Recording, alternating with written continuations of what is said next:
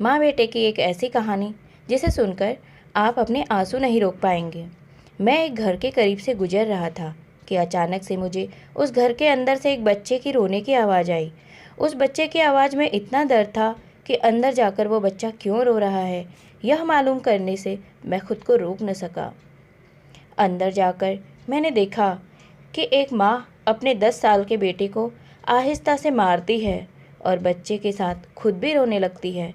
मैंने आगे होकर पूछा, बहन जी आप इस छोटे से बच्चे को क्यों मार रही हो जबकि आप खुद भी रोती हो? उसने जवाब दिया, भाई साहब इस बच्चे के पिताजी भगवान को प्यारे हो गए हैं और हम लोग बहुत ही गरीब हैं। उनके जाने के बाद मैं लोगों के घरों में काम करके घर और इसकी पढ़ाई का खर्च बामुश्किल उठाती हूँ और यह कमबख्त स्कूल रोज़ाना देर से जाता है और रोज़ाना घर देर से आता है। जाते हुए रास्ते में कहीं खेल कूद में लग जाता है और पढ़ाई की तरफ ज़रा भी ध्यान नहीं देता है, जिसकी वजह से रोज़ाना अपनी स्कूल की वर्दी गंदी कर लेता है। मैंने बच्चे और उसकी माँ को जैसे तैसे थोड़ा समझाया और चल दिया। इस घटना को कुछ दिन ही बीते थे कि एक दिन सुबह सुबह कुछ काम से मैं सब्जी मंडी गया तो अचानक मेरी नज़र उसी 10 साल के बच्चे पर पड़ी जो रोज़ाना घर से मार खाता था। मैं क्या देखता हूँ कि वह बच्चा मंडी में घूम रहा है और जो दुकानदार अपनी दुकानों के लिए सब्जी खरीदकर अपनी बोरियों में डालते हैं तो उनसे कोई सब्जी ज़मीन पर गिर जाती थी, वह बच्चा उसे फ़ौरन उठाकर अपनी झोली में डाल लेता है। नज़ारा देखकर परेशानी में सोच रहा था चक्कर क्या है। मैं उस बच्चे का चोरी चोरी पीछा करने लगा। जब उसकी झोली सब्जी से भर गई तो वह सड़क के किनारे बैठकर उसे ऊंची ऊंची आवाज़ें लगाकर वह सब्जी बेचने लगा। मुंह पर मिट्टी, गंदी वर्दी और आंखों में नमी। ऐसा महसूस हो रहा था कि ऐसा दुकानदार ज़िंदगी में पहली बार देख रहा हूँ। अचानक एक आदमी अपनी दुकान से उठा जिस दुकान के सामने उस बच्चे ने अपनी नन्ही सी दुकान लगाई थी। उसने आते ही एक ज़ोरदार लात मारकर उस नन्ही दुकान को एक ही झटके में सड़क पर बिखेर दिया और बाजुओं से पकड़कर उस बच्चे को उठाकर धक्का दे दिया। वह बच्चा आंखों में आंसू लिए चुपचाप दोबारा अपनी सब्जी को इकट्ठा करने लगा और थोड़ी देर बाद अपनी सब्जी एक दूसरे दुकान के सामने डरते डरते लगा ली। भला हो उस शख्स का जिस दुकान के सामने इस बार उसने अपनी दुकान लगाई। उस शख्स ने उस बच्चे को कुछ नहीं कहा। थोड़ी सी सब्जी थी, ऊपर से बाकी दुकानों से कम कीमत, जल्दी ही बिक्री हो गई और वह बच्चा उठा और बाजार में एक कपड़े वाली दुकान में दाखिल हुआ और दुकानदार को वह पैसे देकर दुकान में पड़ा अपना स्कूल बैग उठाया और बिना कुछ कहे वापस स्कूल की ओर चल पड़ा और मैं भी उसके पीछे पीछे चल रहा था। बच्चे ने रास्ते में अपना मुंह धोकर स्कूल चल दिया। मैं भी उसके पीछे स्कूल चला गया। जब वह बच्चा स्कूल गया तो 1 घंटा लेट हो चुका था, जिस पर उसके टीचर ने उसे डंडे से खूब मारा। मैंने जल्दी से जाकर टीचर को मना किया कि मासूम बच्चा है, इसे मत मारो। टीचर कहने लगे कि यह रोज़ाना 1-1.5 घंटे लेट ही आता है और मैं रोज़ाना इसे सज़ा देता हूँ कि डर से स्कूल वक्त पर आए और मैं इसके घर पर भी खबर दे चुका हूँ। खैर, बच्चा मार खाने के बाद क्लास में बैठकर पढ़ने लगा। मैंने उसके टीचर का मोबाइल नंबर लिया और घर की तरफ चल दिया।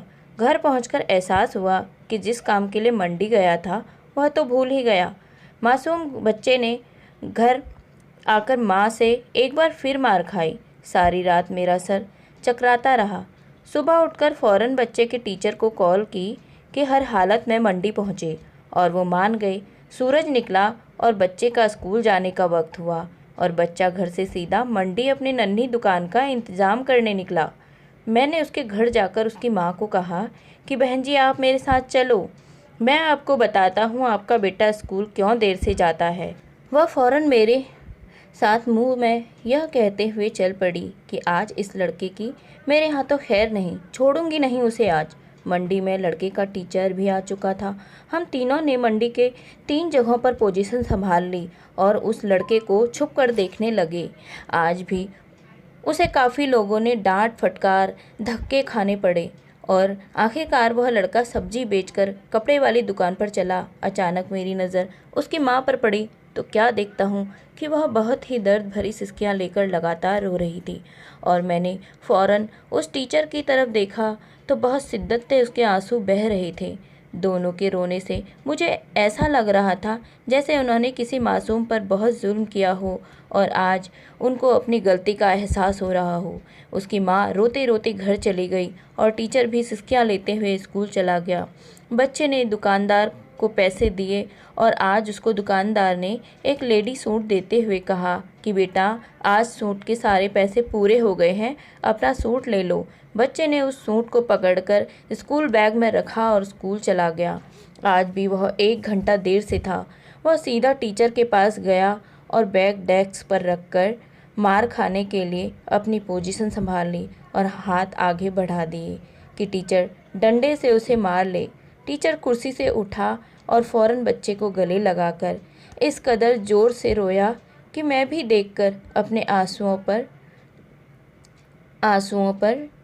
आंसुओं को रोक न सका। मैंने अपने आप को संभाला और आगे बढ़कर टीचर को चुप कराया और बच्चे से पूछा कि यह जो बैग में सूट है वह किसके लिए है। बच्चे ने रोते हुए जवाब दिया कि मेरी माँ अमीर लोगों के घरों में मजदूरी करने जाती है और उसके कपड़े फटे हुए होते हैं, कोई जिस्म को पूरी तरह से ढांपने वाला सूट नहीं, और मेरी माँ के पास पैसे नहीं हैं, इसलिए अपनी माँ के लिए यह सूट खरीदा है।